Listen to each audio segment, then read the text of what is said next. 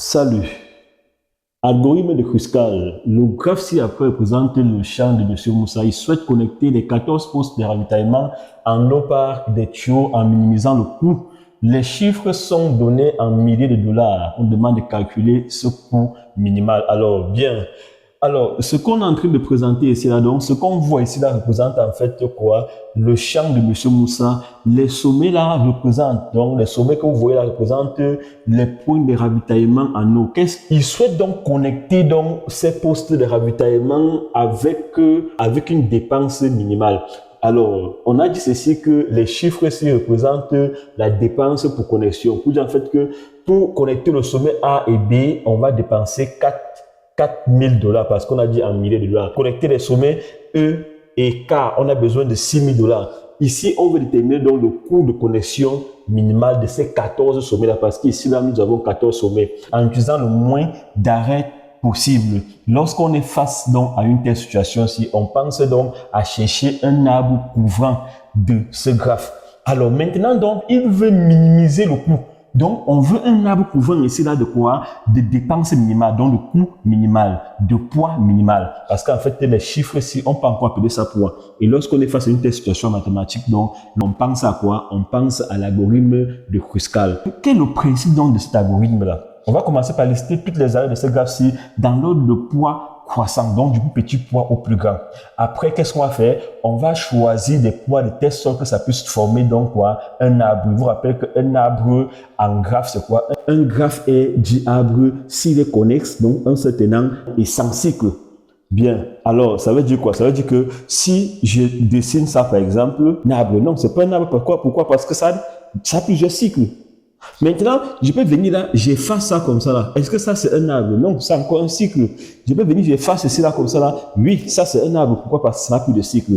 Et c'est un arbre couvrant. Pourquoi? Parce que j'ai retenu tous les sommets du graphe initial. Si j'efface comme ça également, ça c'est un arbre. Mais ce n'est pas un arbre couvrant du graphe précédent que j'avais représenté là. Donc, comme pas d'arbre couvrant, ça veut dire qu'on maintient tous les sommets, on efface juste quelques arrêts. Bien, alors, qu'est-ce qu'on va faire donc? On va donc lister donc tous les arrêts dans l'ordre croissant de poids. Bien, voilà, nous avons donc listé les arrêts dans l'ordre croissant de poids. Nous avons commencé par le plus petit poids ici, là, qui est JM. JM, c'est 2. Ensuite, encore, nous avons quoi? Nous avons GJ. Ensuite, nous avons GJ, qui est combien? Qui est aussi 2. Après, c'est LI. LI, c'est 3. LI, c'est 3. Ainsi de suite, nous avons donc listé les arrêts dans l'ordre croissant de poids. Maintenant, qu'est-ce qu'on va faire? On va donc chercher comment faire pour retenir les arrêts de telle sorte que ça ne forme pas de cycle. Je vous rappelle que dans un arbre, il n'y a pas de cycle et on cherche un arbre couvrant de ce graphe-ci. Donc, on est en train de chercher comment faire pour former un arbre couvrant de ce graphe de poids minimal. Donc, voilà pourquoi on a commencé par le plus petit. Bien, alors, ce graphe est d'ordre 14. Donc, ça 14 sommets. Si vous comptez bien ça 14 sommets, alors on aura besoin de combien d'arrêts ici là? On aura besoin de seulement 13 arrêts pour donc trouver l'arbre couvrant. Bien, allons-y. Ceci, je retiens. Donc, il n'y a pas de problème avec l'arrêt MJ. Donc, MJ, c'est ça là, je retiens. Ensuite, ça aussi, je retiens. JG, voilà, je retiens. Ensuite, LI, je retiens aussi. IF, c'est là, je retiens. Pourquoi? Parce que ça ne forme pas de cycle. Vous voyez que je retiens parce que ça ne forme pas de cycle. Ensuite, c'est NH. Là, NH, ça ne forme pas de cycle. Donc, je retiens aussi ça. NH. KL, voilà KL, ça ne forme pas encore de cycle, donc je retiens encore ça. BF, alors, on voit que si je trace BF là, ça forme un cycle, donc BF n'est pas retenu.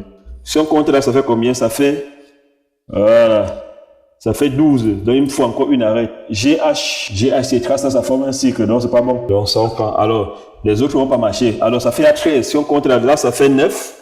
10, 11, 12, 13. Les autres ne marchent pas, donc on peut la barrer. Ça veut dire que si on prend un arrêt là-bas, c'est fini, ça va forcément former un cycle. On a besoin juste de 13. Voici notre arbre couvrant. Ce que vous voyez en rouge là, ça c'est notre arbre couvrant. Alors, il n'y a pas de cycle. Si vous regardez bien, il n'y a pas de cycle. Ça, c'est donc notre arbre couvrant de poids minimal. Alors, quel est donc ce poids-là? Puisque je vais juste faire la somme des poids au niveau des arrêts. Ça, il y a 5. 5 fois combien? Il y a 5 ici, 1 fois, 2 fois, 3 fois. Donc 5 fois 3 plus. Voilà donc la somme des poids des arrêts que vous voyez en rouge là. Ça fait donc 55 milliers de dollars. Ok.